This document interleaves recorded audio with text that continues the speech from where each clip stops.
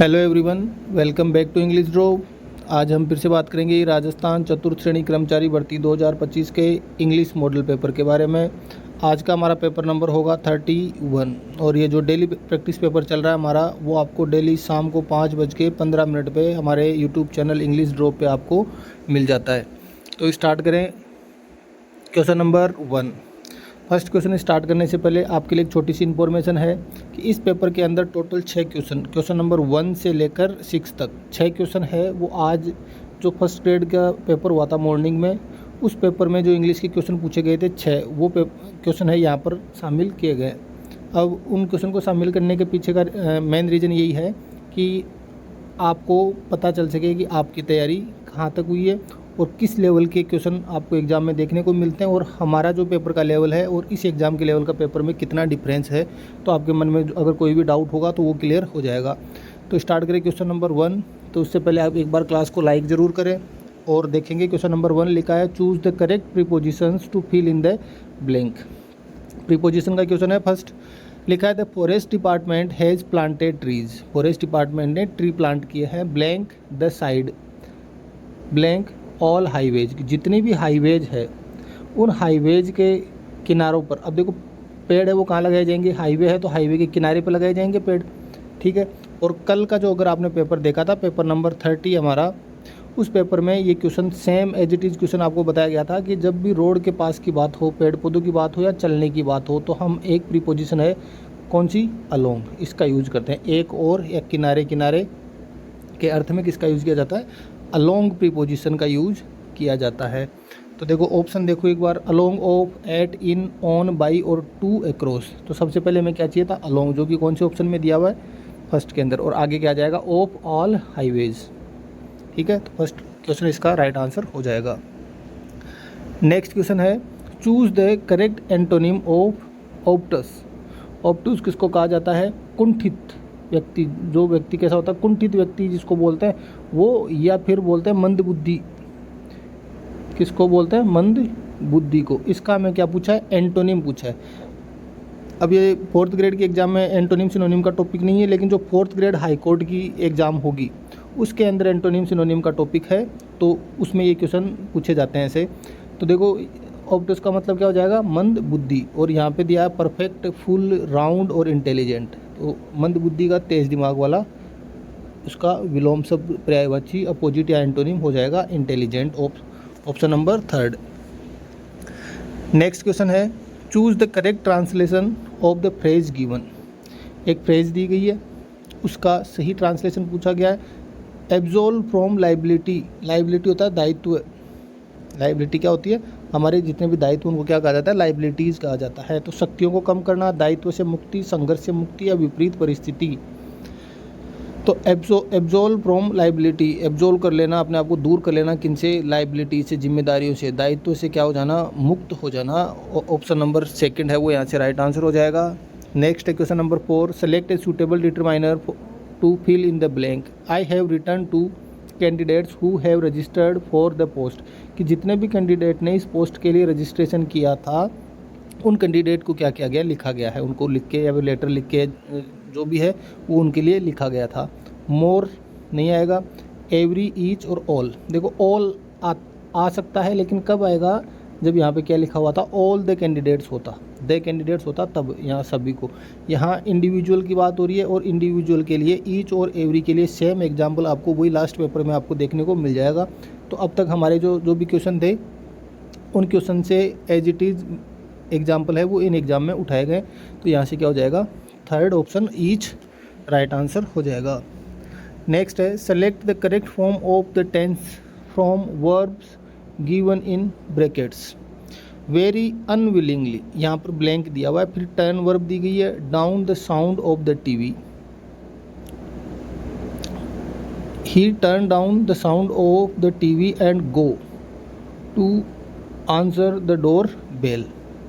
कि door bell बजी तो उसने अनविलिंगली, मतलब उसकी इच्छा नहीं थी, तो उसने टीवी का साउंड कम किया और कहाँ चला गया, डोर को खोलने के लिए, उसका जवाब देने के लिए चला गया वो। अब देखो एंड आया है, एंड इसका मतलब दोनों साइड जो वर्ब आएगी वो कैसी आएगी, हमारी सेम आएगी। अब देखो ऑप्शन देखो क्या लिखा है, टर्न्ड और वेंट सेकंड फॉर्म है दोनों के अंदर। यहाँ टर्निंग लिखा हुआ है, यहाँ वेंट लिखा हुआ है, नहीं हो सकता। टर्न सेकंड फॉर्म है लेकिन आगे फर्स्ट फॉर्म है, यहाँ फर्स्ट फॉर्म और ऐसे ही है, यहाँ सिंगुलर वर्ब और यहाँ प्लूरल वर्ब सेम नहीं है। अगर यहाँ पे गोज होता तब ये हो सकता था, या फिर यहाँ टर्न और गो दोनों होता। अब टर्न्स आ सकता है लेकिन गो नहीं आएगा क्योंकि हमारा सब्जेक्ट कैसा है, ही सिंगुलर, तो वर्ब भी कैसी आएगी, सिंगुलर। इसका मतलब ऑप्शन ए है वो टर्न और वेंट हमारा राइट आंसर हो जाएगा। नेक्स्ट है, निम्नलिखित में से अंग्रेजी पारिभाषिक शब्द के हिंदी अर्थ की दृष्टि से असंगत विकल्प पूछा है कि कौन सा अर्थ है वो मैच नहीं कर रहा। कॉन्स्टिट्यूएंट का मतलब संगठन, कॉन्फिस्केशन का मतलब अधिहरण, कंसिस्टेंसी संगति और कंजर्वेशन संरक्षण। देखो कंजर्वेशन संरक्षण होता है, कंसिस्टेंसी कंटिन्यूटी या फिर संगति होता है, कॉन्फिस्केशन का मतलब अधिहरण होता है या फिर किसी संपत्ति को जब्त करना वो भी होता है, तो अधिहरण ठीक है। कॉन्स्टिट्यूएंट का मतलब संगठन नहीं होता, संगठक होता है, संगठक हो सकता है या घटक जिसको बोल सकते हैं, या कोई एक बड़े हिस्से का एक छोटा पार्टिकल जिनको बोलते हैं वो हो सकता है, अंश हो सकता है। तो यहाँ से हो जाएगा असंगत कौन सा है, कॉन्स्टिट्यूएंट, संगठन नहीं होगा, संगठक होगा। अब है नेक्स्ट क्वेश्चन, तो ये 6 क्वेश्चन थे जो फर्स्ट ग्रेड के एग्जाम में पूछे गए थे। अब है लिखा है he said I am going to the market, choose the correct indirect form. Simple sentence है तो सेड का सेड रह जाएगा, कनेक्टिव आएगा दैट, तो ही सेड दैट। आई है फर्स्ट पर्सन, सब्जेक्ट के अकॉर्डिंग चेंज होगा, क्या बन जाएगा ही। ईजेएमआर किस में चेंज होगा, वॉज वर्ब में, ही के साथ क्या जाएगा वॉज, तो ही वॉज। अब देखो he was, I was, he is, he had, he was option A के अंदर राइट आंसर दिया गया है। नेक्स्ट है he said to me do you know the answer. Interrogative sentence है, इनडायरेक्ट के अंदर इसको चेंज करना है। जब भी इनडायरेक्ट में चेंज करते हैं तो सेड टू किस में चेंज हो जाता है, इंट्रोगेटिव में आस्क्ड में चेंज हो जाता है। यहाँ बी में टोल्ड दिया गया है, सी में सेड दिया गया। अब बचे दो हमारे पास, सी आस्क्ड और she asked me if. Helping verb से स्टार्ट हो तब कनेक्टिव क्या लगता है, इफ़ लगता है, तो यहाँ भी यहाँ तक सेंटेंस ठीक है। अब देखो आगे क्या लिखा है, I know, do you no. अब देखो डू यू नो का हो जाएगा यू और डू, ऐसे होगा। पहले यू को चेंज करेंगे, यू हो जाएगा आई, सेकंड पर्सन है, ऑब्जेक्ट के अकॉर्डिंग क्या बन जाएगा आई। अब देखो सिंपल सेंटेंस हो गया। अब सिंपल सेंटेंस में हेल्पिंग वर्ब नहीं आती, पास्ट सिंपल के अंदर क्या आती है, सेकंड फॉर्म आती है। देखो सेकंड फॉर्म कौन से में दी हुई है, इसमें नो दिया हुआ है और इसमें आस्क्ड न्यू, इसमें न्यू दिया हुआ है। इसका मतलब ऑप्शन सी है वो हमारा राइट आंसर हो जाएगा। या फिर आप इतना याद रख सकते हैं कि जब भी सेंटेंस डू डज से स्टार्ट हो तो आंसर में इनडायरेक्ट में आपको सेकंड फॉर्म देखनी है, सेकंड फॉर्म ही आएगी। नेक्स्ट लिखा है the teacher said honesty is the best policy. अब देखो यहाँ पे क्या लिखा, honesty is the best policy, ये है यूनिवर्सल ट्रुथ मान लो, या फिर ईडियम फ्रेज, लोकोक्ति मुहावरों की बात हो रही है जो स्टोरीज के अंदर मोरल आते हैं वो, तो इनका टेंस कभी चेंज नहीं होता। Honesty is the best policy, ठीक है। द टीचर सेड कनेक्टिव नहीं है, the teacher said that honesty is the best policy, the teacher told नहीं आएगा और कनेक्टिव भी नहीं है, और दैट ऑनेस्टी वॉज ईजेएमआर, मतलब टेंस चेंज नहीं होगा, सेंटेंस सेम रहेगा रिपोर्टेड स्पीच का, तो यहाँ से हो जाएगा ऑप्शन बी। नेक्स्ट है he said to me what are you doing, choose the correct indirect speech. What are you doing, तो ही आस्क्ड मी और कनेक्टिव किसको बना देंगे, WH वर्ड को, he asked me what, asked यहाँ said और told दिया हुआ है सी और डी के अंदर, व्हाट कनेक्टिव आ गया दोनों के अंदर। अब देखो यू है फर्स्ट पर्सन, ऑब्जेक्ट के अकॉर्डिंग चेंज होगा, क्या बन जाएगा आई। यहाँ से देखो हेल्पिंग वर्ब पहले और सब्जेक्ट बाद में है, ये नहीं होता, सब्जेक्ट पहले आ जाएगा, हेल्पिंग वर्ब बाद में चली जाएगी और ऑप्शन हो जाएगा ए। यहाँ पर देखो एम का एम ही रह गया, जबकि ईजेएमआर आता है तब किस में चेंज करते हैं, वॉज वर्ब में, तो ऑप्शन ए।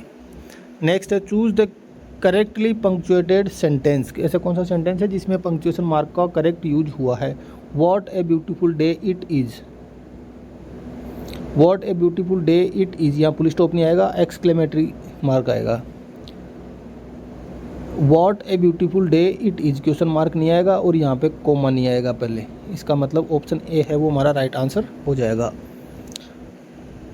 लिखा choose the sentence with correct punctuation. Reena said comma, फिर inverted comma, I am going to school, full stop inverted comma, बिल्कुल सही है। इसमें देखो कोमा नहीं है, इसमें भी कोमा नहीं है, इसमें कोमा की जगह क्या दे दिया गया, कॉलन दे दिया गया। नेक्स्ट है इम्परेटिव सेंटेंस है active voice, open the door. और जब भी सेंटेंस फर्स्ट फॉर्म से स्टार्ट हो तब हम लगाते हैं let plus object plus be plus third form. तो देखो लेट ऑब्जेक्ट है द डोर, बी, यहाँ पे बी नहीं है, लेट यहाँ पे नहीं दिया का, let the door be open. Option C है वो हमारा राइट आंसर हो जाएगा। नेक्स्ट है did he complete the work, did he complete the work. देखो डिड दिया हुआ किस में चेंज होगा, वॉज वर्क के अंदर चेंज होगा। अब देखो वॉज वर्क कहाँ लिखा हुआ है, was, has, is, does, option ए।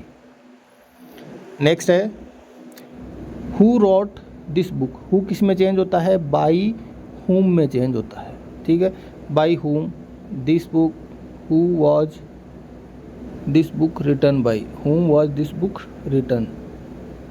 यहाँ से देखो by whom was this book written और बाय हु वॉज रिटन, ये दोनों तो ऑप्शन सही है इसके। अगर हु का हु भी रख सकते हैं, लेकिन एक कंडीशन ये होती है कि हु किस में चेंज करेंगे, बाय हुम में।